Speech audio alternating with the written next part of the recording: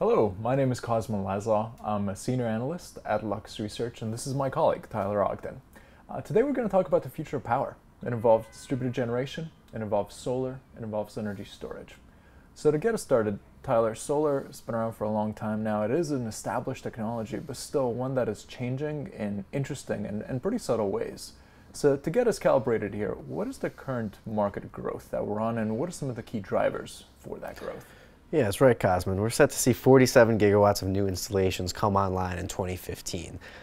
And that is going to remain constant as demand increases in emerging markets such as Latin America or India.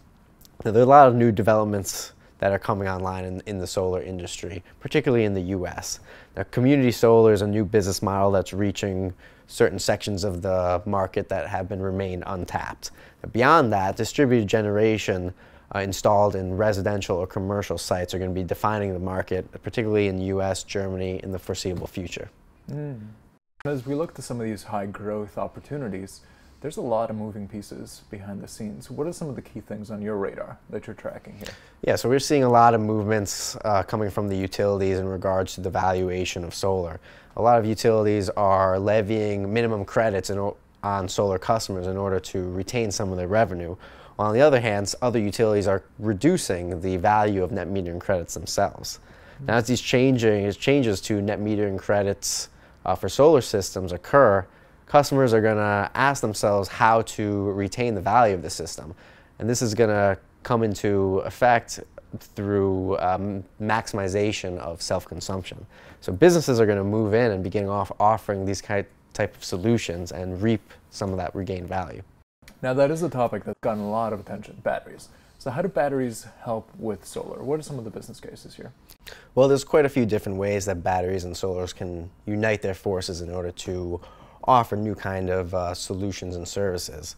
One such solution, as I mentioned before, is pairing a solar system with a battery in order to uncouple generation from consumption. So a customer can use their electricity days or hours after it was generated. Yet another application coming from the grid's perspective is smoothing out the power generation intermittency of renewable systems. And yet another application is the possibility of customers completely defecting from the grid, where a solar and storage system can be sized adequately enough so they no longer need to consume any electricity from the grid. Yeah, and one of the really interesting things here as well is that those are kind of established ways that we can use this technology. But one of the future opportunities as well is using that battery that somebody might have in their garage and not just using it for their own needs, but some of the time sharing it with the utility and providing grid services that could provide another kind of revenue stream. And Cosmin, I know you follow these battery companies and see these developments firsthand. So where are you seeing these applications come into reality? Yeah, the past 1 or 2 years has been really exciting for solar plus storage. We've seen Tesla offer the Powerwall. SolarCity has been one of its key partners there. But really, it's been dozens of companies coming out over the past couple of years with lithium-ion based systems for solar integration.